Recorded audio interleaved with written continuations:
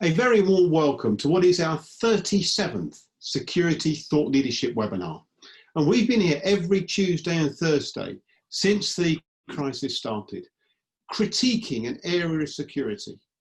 And the important point about this is that if we're going to get a different type of security in the future, it's crucial we evaluate the type of security that we have today. And today's topic is something that's cropped up from previous webinars. We're going to be looking at protecting high-rise buildings. What changes post-Covid-19, and can they be safe? Can these high buildings be made safe? And the concern is, from previous webinars, including one architect you may remember, Thomas Vonier, that the dangers here are that we're underestimating the specific dynamics of securing large buildings with lots of people flowing about. And so today we'll be examining that. What I'm going to do in just a second is I'm going to invite our four panelists from Canada, the United States of America, and the United Kingdom to introduce themselves. And once each of the panelists has introduced themselves, I will then invite them to make their opening statement. That is where they, for 3 minutes, say what they think about this particular subject. Once that's done, I will then come back to you, the audience, and invite you to ask questions. Please, though, can you use the question and answer button at the bottom of your screen and get your questions in early, and I'll endeavour to incorporate them in this webinar. Okay, so let's get started, and let's start off over in Canada. And Jody, please, can you introduce yourself? Okay, hi, good morning, good day, everybody. My name is Jody Reed. I'm the security manager overseeing the security programs at the Bow Tower in Calgary, Alberta, one of Canada's largest office towers. Jody, thank you very much indeed. Jeff. Hi, good morning, Martin. I'm a CPP, board certified in security management. I'm actually a vice president with Allied Universal Security Services. And as pertains to this subject, I'm author of a reference book, High Rise Security and Fire Life Safety by Elsevier. Thank you, Martin. Thank you very much, Jeff. And from one author to another one, this time in the United Kingdom, Charlie. Good afternoon, everybody. My name is Charlie Swanson, and I'm a freelance security and risk management consultant. And I recently had a book published by the Taylor Francis Group called Professional Security Management, a Strategic Guide. Thank you. Thank you, Charlie. And finally, back to Canada, I should say, and Parnell. Thank you. I'm Parnell Lee. I'm the Director of Security and Life Safety for Brookfield Properties in Western Canada. I look after about 6 million square feet of high-rise office properties here. Thank you very much indeed. So once again, an expert panel. We're going to offer some fantastic insights. I'm going to ask them now to their opening statements. Get ready to ask your questions at the bottom on the question and answer button, please. Okay, so let's go to Jody. Jody, your opening statements, please. Okay, yeah, I think, we're seeing some interesting days ahead. We've been through some interesting times already. I think in a lot of places we've seen the measures we've taken flatten out the rise a little bit. What we're seeing obviously in the summer months, especially here in Canada, is everybody's getting outside, enjoying their friends and neighbors again, and the numbers start to rise again. So I think as we, near the fall and a lot of the office tower workers start to return, we're really going to have to continue to evaluate and shift our plans and our response. As a management company, we've done a lot already. Building occupancy is obviously still very low. So I think we need to both take a look at the reality of the situation as well as the perceived and the perceptions from the building occupants and what are their concerns. So really taking a look at maybe long-term the design of buildings, the bottleneck areas, the open concept designs, the shared areas, and looking at more like touchless devices and stuff. So I think we're still evolving, and we're seeing the situation continue to evolve. And as owners and managers of high-rise buildings, we need to be a bit nimble and ready to shift with the times. Jody, thank you very much indeed. So let's now go to Jeff. Jeff, your opening statement, please.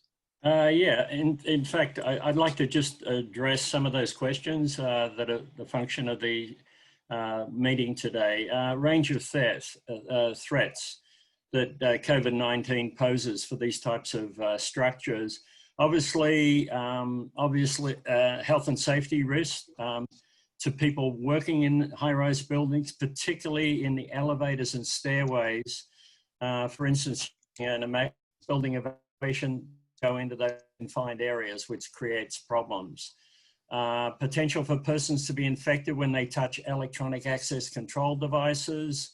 The contactless proximity card readers reduces such a threat, but it may not be a solution for high security areas where you've got additional security measures such as credentialing, security code being required to be manually inputted. Person infected with COVID-19 could potentially infect persons working in the building by circulating around, infecting them. There's the risk of verbal abuse and physical intimidation of building staff by persons who refuse to comply with temperature checks, wearing a mask, using hand sanitizers, and adhering to social distancing measures. Part of the preparation of building occupants to evacuate a high-rise in the case of an emergency has relied on annual evacuation drills being conducted. Actually, during the threat that we're facing here, being temporarily suspended here in the United States. And depending on the duration of the pandemic, maybe there'll be a lack of preparedness of building occupants, although I haven't seen to conduct virtual fire drills, virtual evacuation drills for occupants. Weaknesses in approaches to high-rise security. You know, there has been a reduction in security staff in a number of facilities, and unless these decisions made using careful consideration sound risk management approach, this could result potentially in reducing the effectiveness of the overall security plan. Ways forward in thinking, obviously the closure of high-touch areas in buildings such as dry cleaning facilities, fitness centers, restaurants, and the cafeterias will make people safer at work. In addition, for swing doors within offices, the use of contactless openers such as wave open switches rather than door handles will reduce the risk of transmission of the virus by an infected person. Such switches will also be useful for high traffic doors such as those leading to highly common area restrooms and possibly stairwell doors if permitted by local code authorities. So I'm thinking long term here, depending on how long this pandemic goes on for. And lastly, in making people safe at work, one should not ignore the fact that a lot of people are working from home now, and it's important for home office areas to be free of potential workplace hazards that may lead to future occupational health and safety claims. Some firms are utilizing qualified contractors to go into workers' homes and examine those workplaces for such hazards. Thank you, Martin. Thank you very much indeed, Jeff, and some interesting point raised there. Okay, so from the United States over to the UK. And Charlie, your opening statement, please. Well, the first thing I would say, Martin, is in the first instance, we as security professionals need to start to think like criminals. I look at this and I agree with Jeff in terms of this is very much a risk management discussion. So I look at I look at threats, vulnerabilities, and mitigation strategies. In terms of threats, I think our greatest threats during this time, during the COVID time, is the first thing is illegal entry, because there are going to be reduced workforces at high-rise buildings and also maybe concierge services. I think fraud is going to be on the increase because people are going to feel weak and they're maybe going to reach out to the wrong people. I think we're going to have greater cases of assault and robbery because people are potentially less spatially aware. They'll be looking at their own space, not necessarily through the peripheral space. And I think, and slightly left of field, I think we need to look at home working in terms of the cyber threat, because people working from home may not have the support that they should have from their organizations. And I've taken this through research from experts in this particular field. It's quite a worrying aspect at the moment. In terms of weaknesses, I would say the greatest weakness at the moment are smaller workforces, perhaps less concierge activity, as I said before. There are bound to be an impact on policing because police are heavily stressed on the ground at the moment. There's going to be poor contractual repairs, such as access control, CCTV, lighting. You know, repairmen, servicemen are not going to get out to those systems as quickly as they would do under normal circumstances. And I think there's going to be less community awareness because of the contagion. People are perhaps not going to give as much support as they want to because they're probably scared of contamination. And finally, in terms of going forward, I'd say the first thing we need to do as professionals is to ensure that we deliver effective management communications to the people on the ground. They need to know what's happening. I would say we need to encourage new ideas, greater participation from people. We need to think to people. Sorry, we need to think of what people say and listen to them actively. We need to be seen to be creating work-safe environments. Once again, that is down to good management communications. We need to be aware of how the criminal sees this. We as security professionals have a tendency to look at our vanity when we're installing systems, whereas the criminal looks for weaknesses. And this is a heyday for them. And finally, I think we need to think about what Newman said about defensible spaces. And perhaps we need to give more thought to crime prevention through environmental design, particularly surveillance, access control, territoriality. And I think we should also think about the use of situational crime prevention. So they are my thoughts, Martin. Charlie, thank you very much indeed. And again, some very thoughts from you. Can I just remind the audience, please, that if you've got a question, please use the question and answer button at the bottom of your screen. So it's the question and answer button, and then I'll endeavour to get your questions in early, and I'll do my best to incorporate it. Okay, so back to Canada then. And Parnell, your opening statement, please. Thank you, Martin. At the beginning of this pandemic, of course, it was a very rapid onset. I mean, for 3 months, we pretty much dealt with only COVID-19 related issues. We were doing a lot of planning in our building, a lot of putting new policies together, doing a lot of stuff like installing touchless door operators and plexiglass on our reception areas and security desks. I mean, we took a very reasonable approach to it to try and protect the public. But what we found happened very quickly was we had to start managing the fear. There was a lot of fear coming out from our occupants, and we needed to manage that. One of the good examples of how the fear-based management works was the temperature screening. We'd done a number of things in our properties to protect our tenants, but a lot of them didn't feel that they were safe yet. It was when we installed temperature screening that we started hearing that they felt safe coming to work, even though we know temperature screening isn't the best control of COVID-19. So we started having to look at it from a reason and a fear perspective, and we started had to manage everything that way. We also started having some issues with the social distancing issues where people would come to us with a mistaken belief that our security departments were the ones that should be managing this. So we had to manage those things. So there was a lot of money spent right at the beginning of this to install a lot of different things.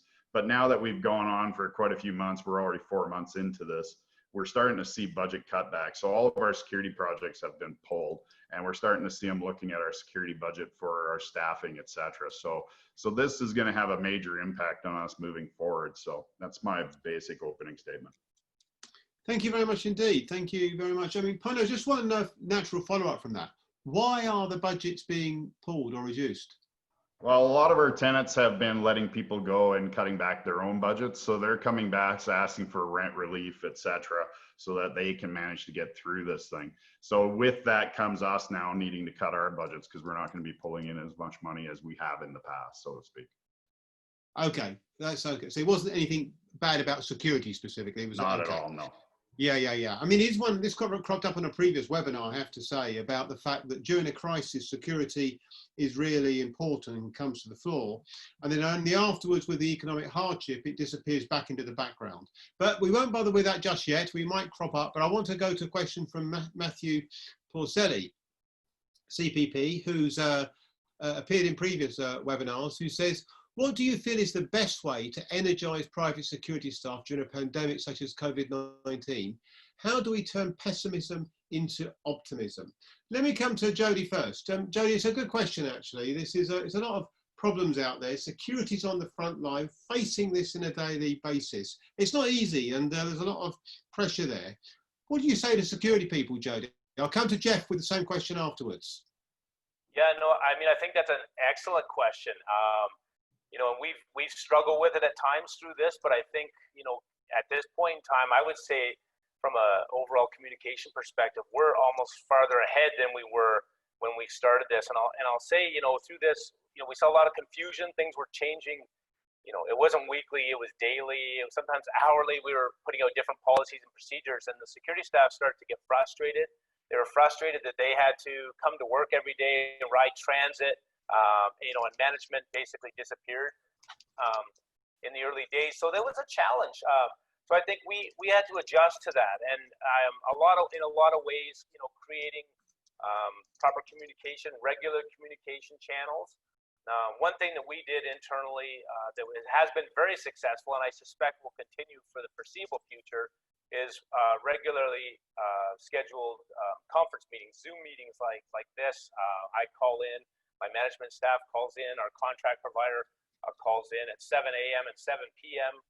Every Tuesday and Thursday to talk to each of the 4 teams, answer questions from the floor. They can hear from me directly the changing policies and procedures that are coming, and that's really helped calm some of the fears internally versus me just putting out a memo and not seeing my face. And I can't always be there, but I think being able to call in video, we outfitted all of our operations very quickly, our command center, our loading dock, any operations, and put conference cameras in so we can all chat as a group. It's not just a conference call, and that's been very, very beneficial. I think listening to the staff as well, when they're expressing concerns, whether it's a real concern or whether it's a perceived concern. I mean, a lot of things change through this response so far. So should we wear masks? Should we not wear masks? We're running out of hand sanitizer early days. What are we going to do now? So hearing the staff out and adjusting our response has been critical. And I think the last thing I'll say on this, can I say real quick, is rewarding the staff. I mean, last week we provided them with treats and snacks and a thank you letter to say, what, we recognize we're not done this yet, but we recognize that you folks have been coming to work every day and performing at a very high level. And thank you for that. Thank you very much indeed. Well, Jeff, I'm going to come to you next, because obviously you've been right at the forefront, or the organisation you've been working for been right at the forefront of this. I mean, have you had an issue with motivating staff? Well, no, I won't. I will say this, that as we know, security staff overall come with a pretty good cut of an individual, and they often come to the fore and really stand up during crises. And we found that. I did want to tailgate onto something that Jody said, and I agree with him wholeheartedly. It's very important to positively compliment the security staff out there on the front lines. We've got over 200,000 security officers throughout the UK, North America. There's even been regular communications from the CEO, Steve Jones, directly thanking those employees for them being out there on that front line. The other thing is that providing HR support, that we're stressing the fact that it's the primary thing is their own personal safety, and that if they have any symptoms, to report them. Don't come to work if you potentially are infected, let somebody know. And then we have a whole support program there for those individuals. And of course, like what Jody said regarding his organization, a lot of it occurs at that grassroots level where the client representatives are also that are assisting with the program reinforce that message. It's your own personal safety, and we're very grateful for you working for us during this difficult time. One other question I may say is that also a lot of clients have been very good about continuing to pay the individuals well and keep them motivated in that regard, which is very important too. Yes, absolutely. Thank you. Thank you, Jeff. Let me just come to Charlie. Charlie, I mean, this is an issue, of course, that you've been close to in the past. This idea, the role of security has been very much in the spotlight. And do you think during this period, and I'm talking specifically in the context of high-rise, but more generally, do you think the perception of security has been that it's been doing a good job? That's a difficult question, Martin. It depends on whose perception you're looking at. But I think increasingly the way our security professionals have developed in the most recent period, I think people are tending to look at us now and say, yes, actually, they understand what we require. the conversation about security officers is critical, absolutely critical. And just, if I may just kind of go back to what the two guys said, it's all about effective management communications at whatever level, whether they are security managers, officers, or professionals. I think we're getting better. I think the public are looking at us with confidence now, but that could go down very, very quickly if we don't act accordingly, and if we don't treat our security officers as professionals themselves, because that's what they are. Okay, thank you very much indeed, Charlie. Parnell, I'm going to come to you with this question. It comes from David Dodge, who's based in South Africa, a former panelist actually, Parnell. And he says, some aspects of the security's response when returning to work is contactless access control. You, Parnell, mentioned this earlier in your, and the automated temperature checks, etc. And the question is, how do you see these types of solutions developing in the future? And he asked about unintended consequences. I'm not sure what that refers to, but let me put it open to you, Parnell. First of all, what's the future of these things? Are they temporary? Have they got a future? Are they going to generate some of their own problems going forward? And any thoughts on unintended consequences? Parnell first, and then I'll come to Jody. Parnell. All right. I honestly think a lot of these things that we stuck in, such as the touchless entry, those will be there forever now. It's something that we looked at over the future. We'd put in budgets to do them over a period of time. We managed to get them all in right away. So it's something we were moving towards anyways. But I think you're going to see a lot more of this type of technology coming out. I think people are more conscious now regarding of the surfaces they're touching, the closeness to people. You're starting to see a lot of designers now are starting to look at the office space that you're now occupying. And this open office concept is now being re-looked at. So you're going to see a lot of these things carry forward. Some of them will go away. I like the social distancing stickers that we've put down on floors that identify how far away to stand. I hope those carry forward. Whether they do or not, I'm not sure. Anything that we do install, though, of course, is going to have something that's going to have a reverse risk to it. So we're going to have to look at those things as they start approaching and as we start identifying them. But right now, it's all about trying to protect that public. Some of it, like I said earlier, was fear-based decision making, and I think some of those things are going to come back to haunt us when this thing is over with. So it's basically it. What do you mean by that, Pam? When you say some of it's going to come back to haunt us, what do you mean by that? Well, temperature screening, they've been doing the temperature screening for a while. Now, there is a risk when you're doing temperature screening that somebody with the disease can come through and get through that. So will there be lawsuits on the other end of that if somebody does get infected by somebody that has gone through a temperature screening point? Yeah, okay. I've been hearing about that in a few countries, actually. Jody, same point to you. I mean, I guess these things are in. Do you see them flourishing, and are there any negative aspects to it? Well, I think long term, we're going to continue to have to look at the way that we've set these things up. I mean, I take a look at our building, for instance. We have to go through a turnstile to get to the elevator banks. So we've eliminated half the turnstiles in order to create some distancing, obviously minimizing the number of people in an elevator. I don't think that those things can stay. How do we evolve? I don't think we're quite there. I mean, there's a lot of intelligent people out there that I think have to take a look at this from an architectural perspective. Like, I know Parnell mentioned the open concept and the shared facilities. We talk about, we're not even close to fully occupied again at our building. If we get to full occupancy, running the elevators, right now in the city of Calgary, we're at 3 people per elevator. We'll never get everybody back into work, and nobody better leave their office for a coffee because they're not going to get back before lunchtime, kind of idea, right? So some of this is going to have to shift. I mean, our building has been designed a certain way with a certain number of turnstiles, a certain number of elevator banks to move the maximum occupancy through the building. And if we keep half of that shut down, it can't work. So, I mean, I think long-term new building designs will have to change. Some new standards maybe come out. I think existing buildings will have to revert back to the original design, taking into account certain enhanced safety measures. Thank you. Jeff, I'm going to come to you on this because one of the interesting things, we've had a couple of webinars previously on technology, and it's very interesting actually. Parnell should say stickers are really important, because often it's not technology that's the answer. But when it is introduced, it's obviously got to be introduced alongside people. Are you seeing a move towards a greater focus on technology spurred on by COVID-19? And I suppose, what do you think the forthcoming financial difficulties that seem to be on the horizon are going to, in what ways might they affect current trends in that direction about the use of technology? Jeff? Yeah, interesting point, Martin. We openly embrace the use of technology because it makes us more effective as regards the job that our security staff is doing.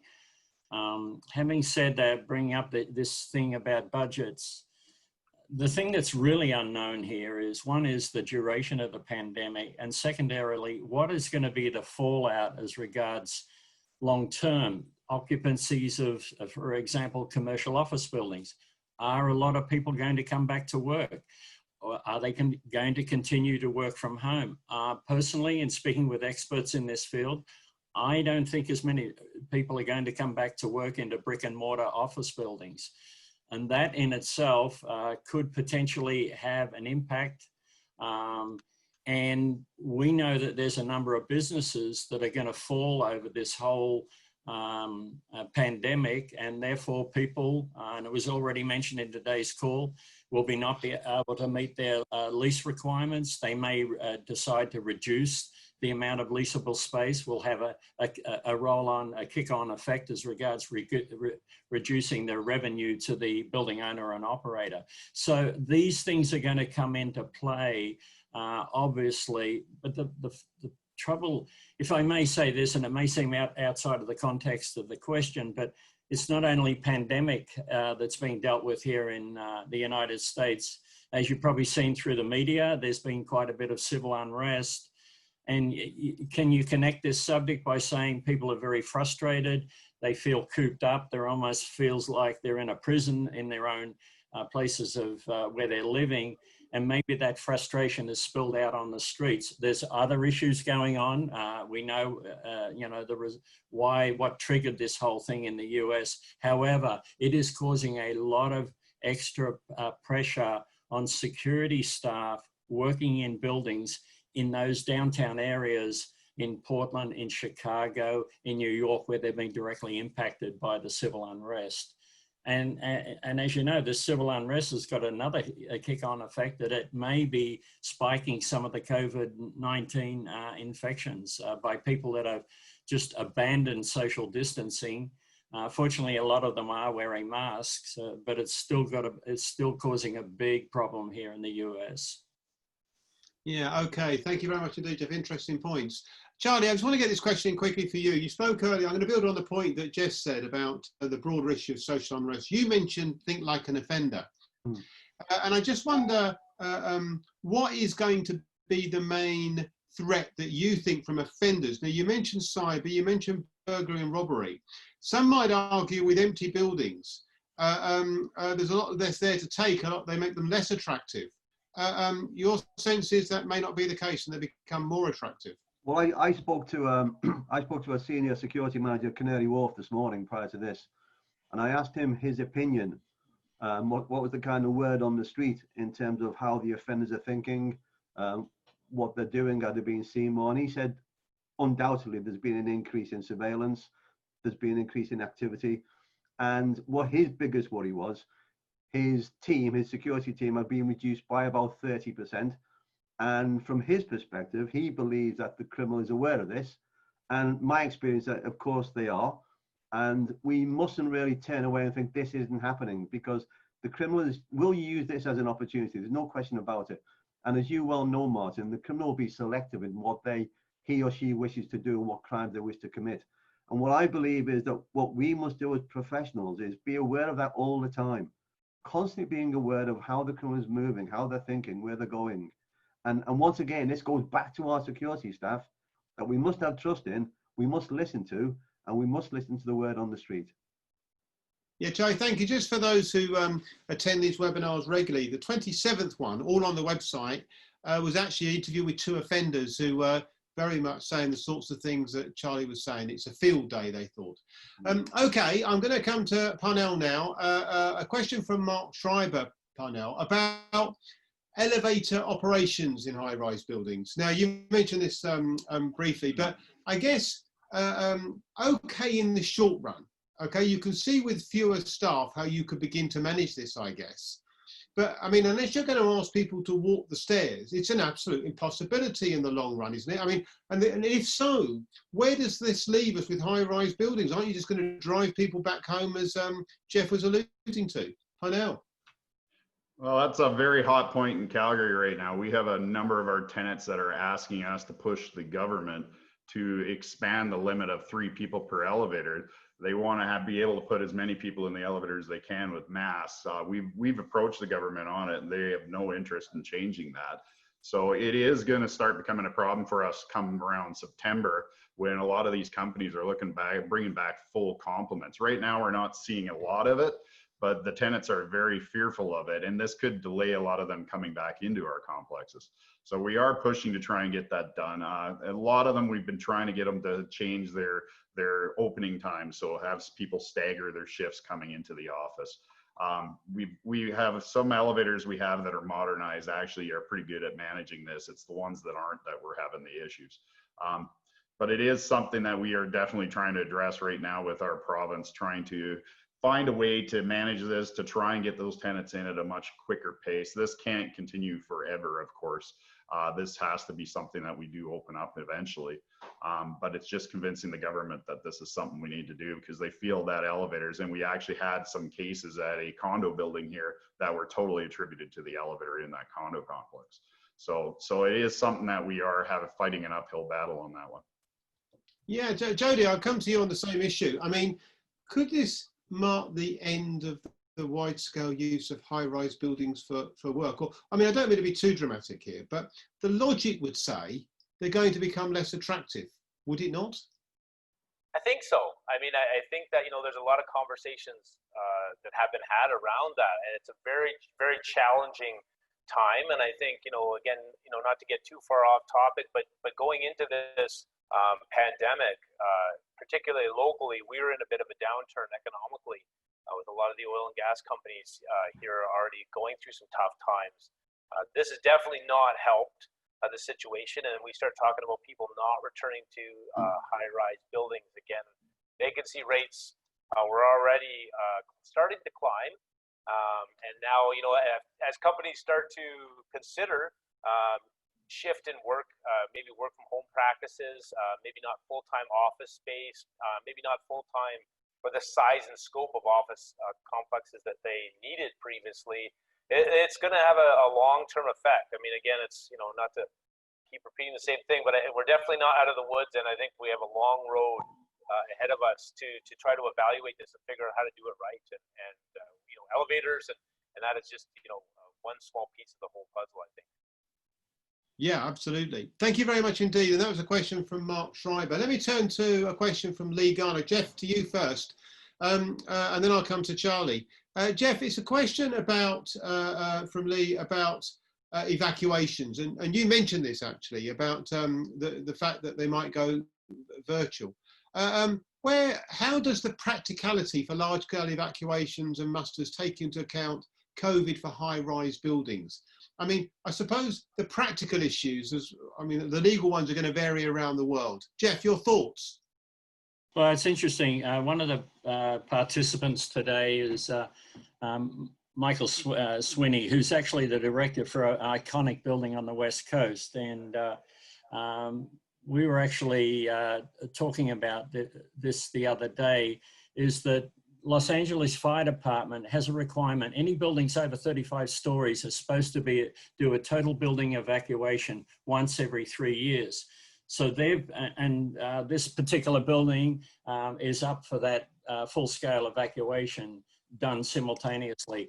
And so LAFD has waived that requirement indefinitely until we can see what's playing out here. So also, I might add that fire authorities, local authorities having jurisdiction are struggling too, because they're seeing change out there, requirements that are mandated for buildings through the code that may or may not be able to be met at the moment. So they're trying to think their way through how long do we suspend this for, and then how do we play catch up on it? Do we just let it be a waiver for that period of time and then start off afresh? I don't know. So it's definitely having some impacts there long term. Thank you. Charlie, I'll ask you more generally, because it's an issue, I guess, a practicality of security about evacuations. Are you sensing this could still be done, or are we in a different era? Charlie, in England. Well, I think there are two things to think of, Martin. I think, well, maybe three. I think the first thing is,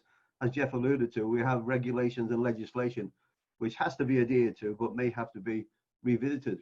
We may well have evacuation drills, and the question needs to be asked, under the current circumstances, is it logical to do that at the moment? The third part is, of course, if it is a real fire, shall we say, we have no choice, COVID or not, we have to evacuate that building. And this is down to our ability, our communications ability, and we also need to give some thought, and this is not going to go away. And I don't apologize in saying this. We need to once again think about how the criminals are looking at this, because as you know, in most high-rise buildings in most of the world, as soon as the fire alarm is hit, the ground floor doors will open, the lifts come down, and that's ideal for the criminal. So they're thinking again, maybe this is another opportunity. Thank you very much, Mr. COVID, because you're giving us more of an opportunity to get into that building. So regulation and legislation, exercise and drills, and real-time evacuation are something we've got to think of, Martin. Yeah, okay, thanks very much indeed, Charlie. A question now from Erica Gibbons. I'll come to Jodie first. Jodie, interesting point actually. Another issue is that if buildings are becoming empty, if it's slow to get people back to work, security is going to have to be really alert, isn't it, and competent and present a lot to stop homeless taking over. Jodie, is it a real threat? I believe it is. I mean, we saw as a lot of the office tenants started to go out of downtown in the early days and go home to work, that vulnerable population started to feel more comfortable in the area. Obviously, there was less of the legitimate users around, so we started to see them come out. I think there's a lot of challenges. I mean, without the people downtown, again, the legitimate users, using those spaces, the retail units, the office towers, there's definitely a comfort level for those other folks downtown. That is a challenge. It heightened the risk. We saw it in the early days. We were having conversations with our security teams that we'd never had in the 6 years that I've been there, around making sure they were safe in their response, changing protocols, working with our tenants to lock doors, to ATM vestibules that have always been opened since the building was open, and working with them to lock these spaces because the risk to our staff was growing. So that was definitely a concern, and something that I think we'll continually to have to evaluate and take a look at our training programs, and taking a look at our communication to staff on their response and the internal policies and procedures. Is there a concern, Jodie? I mean, do you think, Jodie, you're going to get the budget to sustain measures against that risk? I sure hope so. I think at this point in time, the cleaning budgets, have stayed virtually the same, if not climbed up a little bit, and security at my facility has stayed the same. Long term, I'm not sure. Again, it's going to depend on the sustainability of our tenants. I mean, again, we'd like to provide a certain level of security and service, but that also depends on our tenants being successful in what they do, and being able to shoulder the costs. So I don't know. I mean, it may change policy procedures. We may have to close areas that have always been open to, whether it's public or tenants. We may have to look at other physical controls or other technology to assist us, because the manpower budgets may get cut, and it wouldn't be surprised in the not so distant future that we do start to see that. So I think it's prudent for building owners and managers to take a look at what other solutions are out there from a physical security perspective as well as a technology perspective. Thank you, Jodie. I'm going to ask Parnell the same question. Then, Jeff, I'm going to come to you for a bit about manpower cuts and cutbacks, and just where you are, what you think the likely consequences are. Let me just come to Parnell first, just on this point about about maintaining a budget for new types of threats and worries, like, I guess, people moving in who shouldn't be in there. Parnell.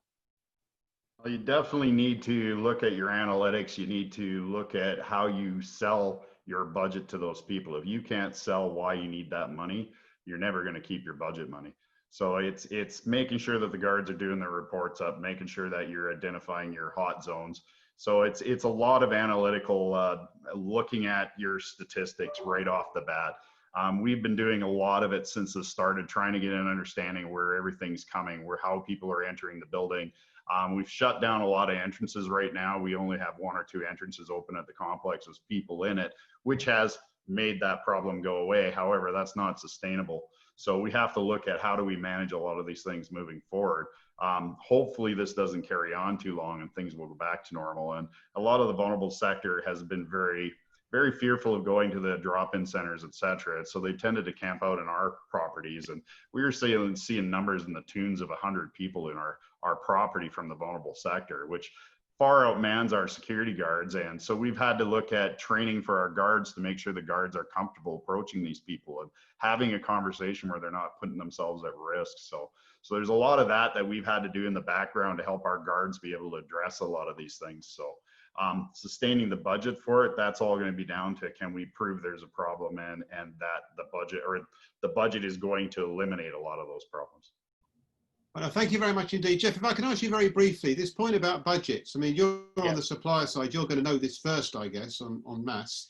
What's the sense from the supplier side about where this is all going? Well, worries, it's a concern that if there are substantial cuts in the security budget, and that results in security staffing being laid off, and this pandemic goes on for an extended period of time, we may lose those people.